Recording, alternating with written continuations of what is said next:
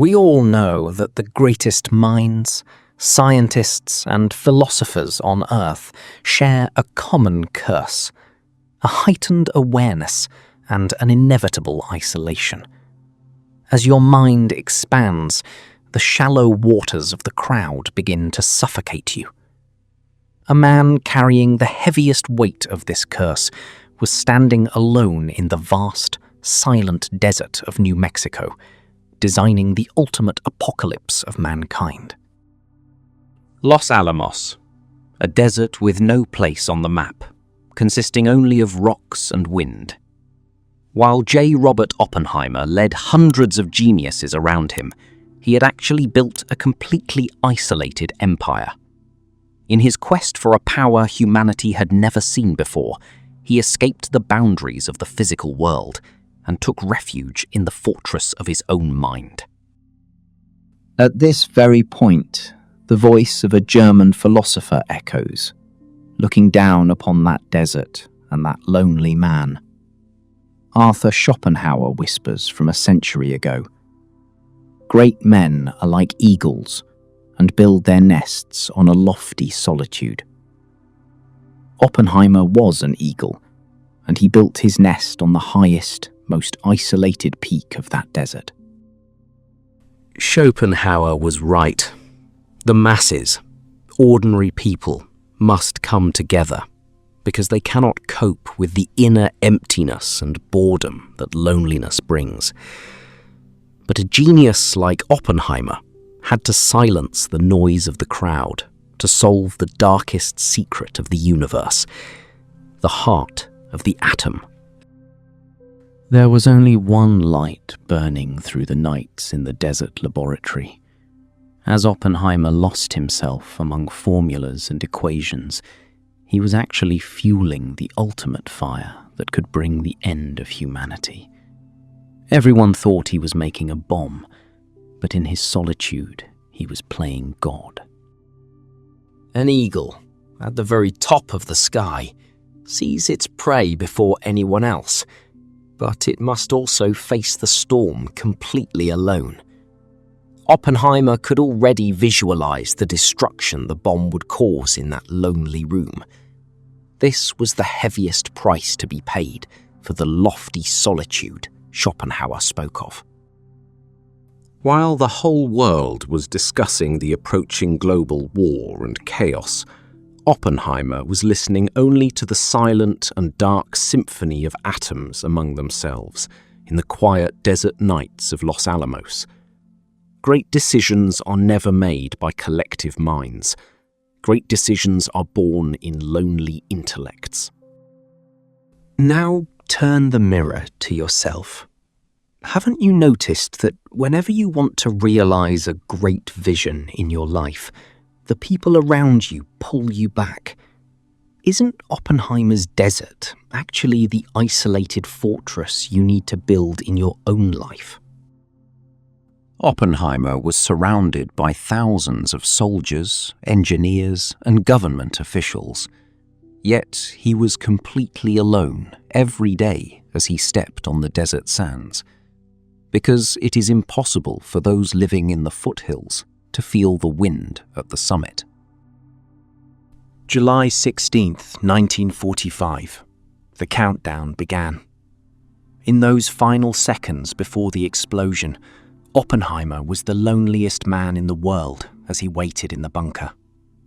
If the bomb failed, his entire career was over. If it succeeded, the whole world could be destroyed. The hourglass was running out. And that terrifying light tore through the sky. The desert was illuminated with the radiance of 1,000 suns. While everyone was cheering, the famous Hindu scripture echoed in Oppenheimer's mind. "Now I am become death, the destroyer of worlds." The eagle Schopenhauer spoke of had flown from its nest and set the world on fire. The bomb had exploded. The war was over. But for Oppenheimer, the real, dark loneliness was just beginning. He had become the most famous man in the world, but his mind was buried under the ashes of that bomb. Schopenhauer says, "The capacity for suffering increases in proportion to intelligence." When Oppenheimer was left alone with the moral weight of the monster he had created, he realized that this lofty solitude was no longer a kingdom, but a prison with invisible bars.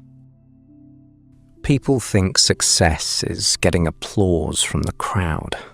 Yet Oppenheimer showed us that the highest point of success is staring at the ceiling, alone in a room, with that massive weight on your shoulders. The eagle's nest is windy, my friend. You won't find warmth there. Do you know what happened next? The system that overthrows every emperor eventually left Oppenheimer to his own solitude as well. Once praised to the skies, that genius was pushed aside by political games. But he was already used to loneliness. His nest was already built in the desert. The only thing that kept Oppenheimer alive during this process was the emotional detachment often mentioned in Schopenhauer's philosophy. He had analysed the world and people so clearly that their betrayals or praises could not reach his high fortress. Now, let's look at ourselves today. Why can't modern man stay alone even for a second? Why does he constantly take refuge in those phone screens and fake crowds? Because he doesn't have a Los Alamos desert to confront the shallow boredom inside him. Just like those other great minds who survived throughout history, Oppenheimer lived like a chameleon within the system, but he always hid his soul in his lofty solitude. He pretended to conform to the herd, but he was never part of it. If you want to be a great man, you must first learn to sacrifice. Sacrifice what? Being understood. Neither his wife, his friends, nor the American government understood Oppenheimer. Only an eagle can understand another eagle. When Oppenheimer died, he left behind not just exploding bombs, but the cold reality of a genius forged in that lofty solitude and sharpened by pain.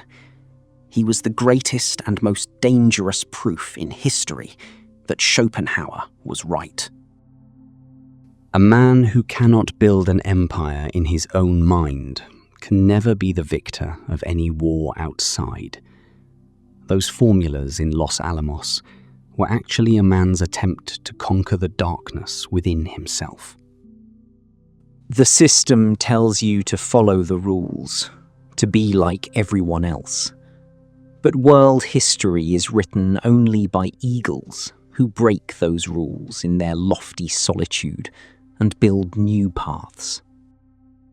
You will turn off this video and go back to your fake friends, your shallow world. Or today, you will take the first step to build your own Los Alamos desert. The choice is yours, either a safe sheep within the herd or an eagle in that lofty solitude. Schopenhauer and Oppenheimer. One with his philosophy, the other with the heart of the atom, shouted the exact same thing. Power feeds on solitude. Would you really be willing to lose everyone around you for the sake of a grand vision and face the cold winds of that lofty solitude completely alone? Or would you take refuge in the warm but fake safety of the herd? Let's meet in the comments below.